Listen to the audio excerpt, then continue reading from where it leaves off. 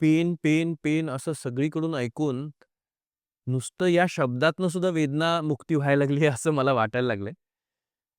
पेनविषयी सगळ्यात मोठी चूक कुठली होते लोकांची असं वाटतं?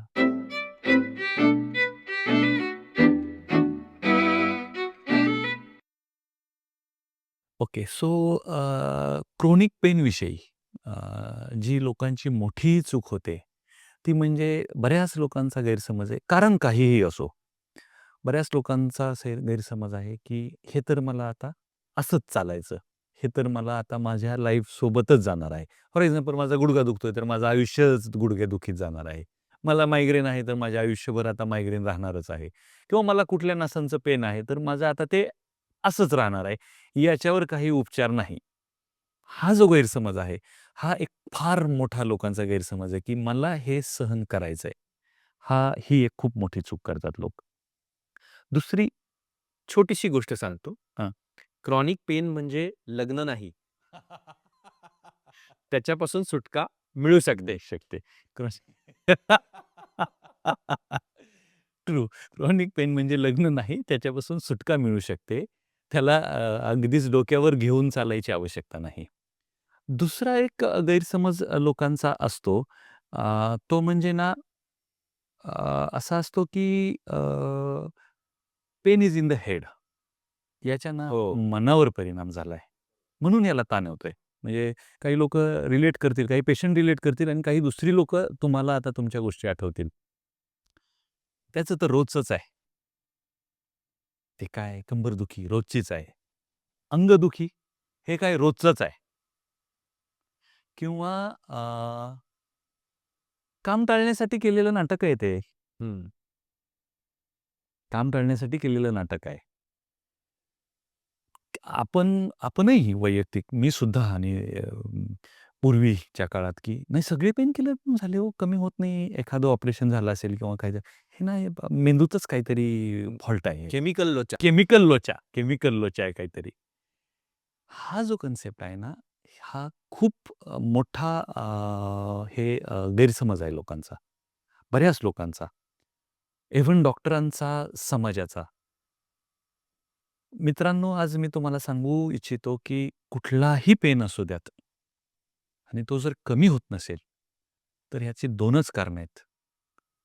एक म्हणजे करेक्ट डायग्नोसिस झालेलं नाहीये, त्या व्यक्तीला किंवा आजूबाजूच्या व्यक्तींना किंवा दुसरं सायन्सला अजून माहीत नाहीये, की हे पेन का होतं? आणि हे मी अगदी तुम्हाला ठामपणे सांगू शकतो, की आमच्याकडे येणाऱ्या पण कधी-कधी पेशंटचं पेन रिलीफ होत नाही, तेव्हा आम्ही असंच म्हणतो, की मला आमच्या सायन्सला हे अजून माहीत नाहीये, की हे पेन का पर्सिस्ट होतं. आणि कधी-कधी ना सर फार छोट्या-छोट्या गोष्टींनी एखाद्याचं पेन कमी होऊ शकतं. पण ते आपल्याला माहीत नसतं ॲज अ सायन्स म्हणून किंवा आपला त्याच्यावर तेवढा विश्वास नसतो. मला वाटतं आपलं सायन्स आपल्याला ह्युमिलिटी शिकवतो. बऱ्याच ठिकाणी आपल्याला जाणवतं, की डॉक्टर म्हणून आपण परिपूर्ण नाही आहोत.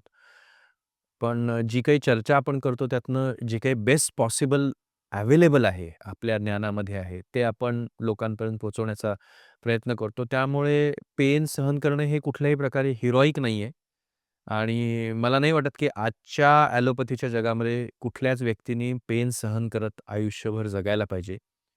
खूप चांगले-चांगले पर्याय पेनची ट्रीटमेंट करण्यासाठी अवेलेबल आहे, ज्याच्याबद्दल आपण आता सगळ्या एपिसोड्समध्ये चर्चा केलेली आहे. तुमच्याकडे Google वगैरे बघून येतात पेशंट्स? अ, हो. आमच्याकडे Google बघून येतात पेशंट्स. फक्त माझा वैयक्तिक अनुभव थोडा माझे इतर जे आमचे मित्र कंपनी आहे त्यांच्यापेक्षा थोडासा वेगळा आहे. अ, 2 पेशंट असतात आमच्याकडे Google बघून पहिल्यांदा येणारे. आम्ही सांगितल्यावर परत Google बघून परत येणारे. मी का सांगतो कारण पेन ही जी ब्रँच आहे ना, ही रिलेटिव्हली नवीन आहे. याच्या ज्या ट्रीटमेंट्स आहेत, ह्या रिलेटिव्हली नवीन आहेत. त्याच्यामुळं जेव्हा आमच्याकडे पेशंट येतो, तेव्हा तो त्या ट्रीटमेंटविषयी खूप माहिती घेऊन आलेला असतो. कारण तुम्हाला अति म्हणायचंय का? आणि त्याच्यामुळे ते आम्हाला त्यातल्या त्यात सोपं पडतं. पण पहिल्यांदा जेव्हा पेशंट्स येतात ना, तेव्हा पेशंट्स अगदी भयंकर काहीतरी वाचून आलेले असतात. एकतर भयंकर डायग्नोसिस घेऊन आलेली असतात किंवा चुकीचंही घेऊन आलेले असतात. चुकीचंही घेऊन आलेले असतात किंवा भयंकर भीतीपोटी घेऊन येतात.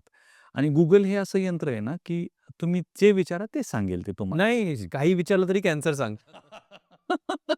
सो बऱ्याच लोकांचं असं आपण जसं पहिल्या एपिसोडमध्ये तुम्ही मला विचारलं होतं, की प्रत्येक बॅक पेनला एम-आर-आय करणं आवश्यक आहे. तो पहिल्या दिवशी पेशंट सांगतात, की "डॉक्टर आता तुम्ही ना ते पहिले माझा सगळ्या होल बॉडी चेकअप, होल बॉडीचा एम-आर-आय करून टाका." असा एक समहाऊ लोकांनीच कुठून तरी आणलेला कन्सेप्ट आहे. करून टाका, मला तो बघायचा आहे. पण ते तसं नाहीये आणि त्याचा त्याचा Google आपल्या आजाराविषयी लिमिटमध्ये करणं योग्य आहे. किंवा डायरेक्टेड करणं योग्य योग्य असतं. आहे. म्हणजे त्याच्या तुम्ही तुमच्याकडून समजून घेतलं आणि मग त्याच्याबद्दल आवश्यक ॲडिशनल माहिती घेतली तर आय कॅन अंडरस्टँड दॅट. दुसरा एक प्रकार येतो, की मी Googleवर बघितलं. मी ही ट्रीटमेंट घेतली किंवा हे एक्सरसाइज केले आणि मग माझं आता वाढलंय पेन आणि मी आलोय. सो मला समटाईम्स असं वाटतं, की कुठलंही इन्व्हेस्टिगेशन आणि कुठलीही टेक्नॉलॉजी एका चांगल्या क्वालिफाईड एक्सपिरियन्स डॉक्टरला रिप्लेस करणं इव्हन इफ आज एआय आहे, अवघड आहे. तुमच्या डॉक्टरांवर त्यामुळे आमच्यावर विश्वास ठेवा.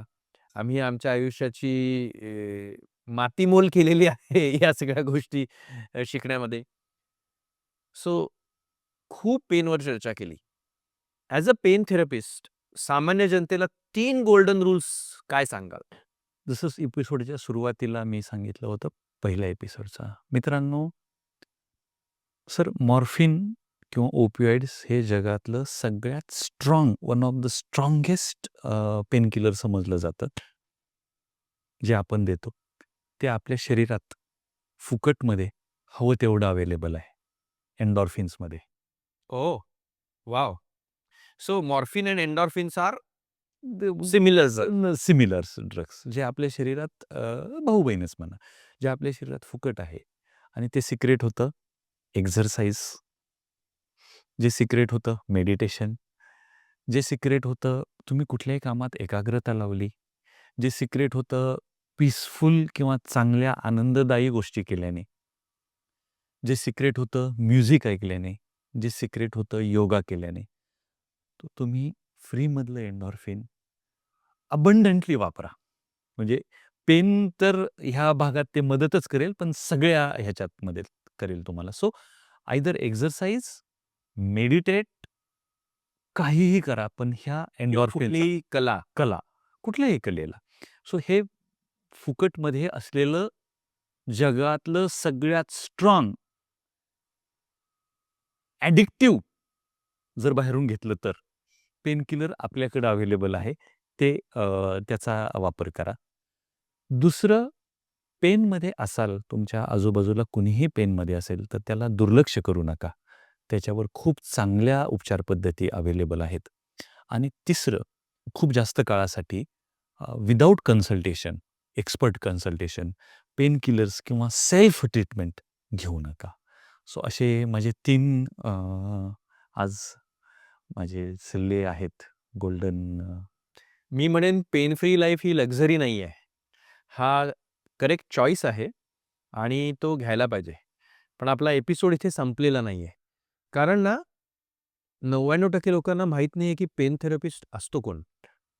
त्याचं क्वालिफिकेशन काय असतं? त्याचं ट्रेनिंग काय असतं? तर मलाही सगळ्यांना हे सांगायला आवडेल. तुम्ही सांगाल का पेन थेरपिस्ट कसे तयार होतात? सो पेन स्पेशलिस्ट आम्ही जे आहोत हे आमचं क्वालिफिकेशन आहे कमीत कमी एम-बी-बी-एस त्याच्यानंतर आयदर ॲनेस्थेशिओलॉजिस्ट, एम-डी, डी-एन-बी म्हणजे ॲनेस्थेशियामध्ये घेतलेली डिग्री किंवा काही ऑर्थोपेडिकसुद्धा पेन स्पेशलिस्ट असतात. काही न्यूरोलॉजिस्टसुद्धा इंटरव्हेन्शनल पेन स्पेशलिस्ट असतात. मेजॉरिटी हे ॲनेस्थेशिओलॉजिस्ट आहेत. याच्यानंतर आपण पेनमध्ये ट्रेनिंग केलेलं असतं. आयदर फेलोशिप कारण आत्ता हा एपिसोड करताना काही ट्रेनिंग अवेलेबल आहेत. सो 1 इयरचे ट्रेनिंग्स अवेलेबल आहेत. फॉर्च्युनेटली आत्ता डी-एन-बी बोर्डाने एफ-एन-बी फेलोशिप इन पेन मॅनेजमेंट आणलेली आहेत. काही काही मेडिकल युनिव्हर्सिटीच्या फेलोशिप्स पेनच्या आहेत. DM इन पेन मॅनेजमेंट आत्ता चालू झालेलं आहे. हे मी भारतामध्ये बोलतोय.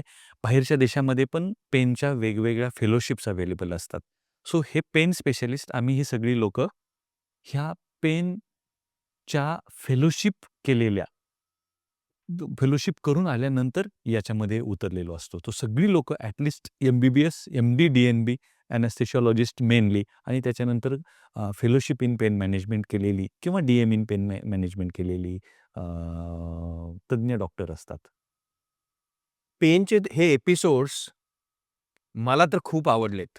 प्रॉबेबली मी शूट केलेल्या एपिसोड्समधले आत्तापर्यंतचे one of the best episodes आहेत, असं मला वाटतं.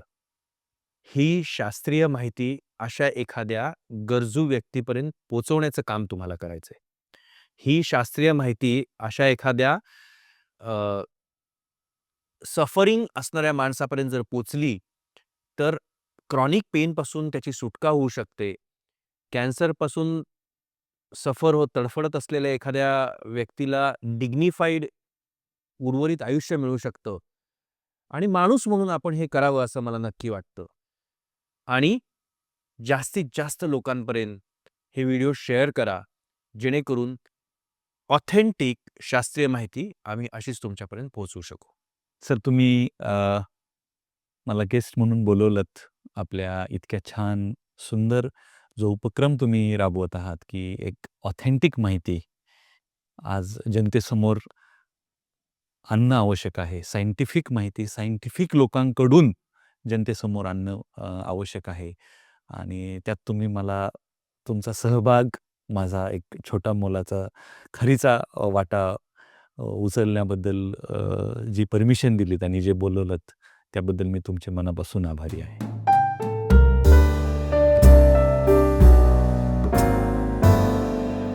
आजचा व्हिडिओ पाहिल्याबद्दल खूप खूप धन्यवाद. तुमच्याकडे काही प्रश्न असतील तर कमेंटमध्ये नक्की विचारा. तुम्हाला हा व्हिडिओ आवडला असेल, उपयोगी वाटला असेल तर नक्की लाईक करा, शेअर करा आणि सबस्क्राईब करा.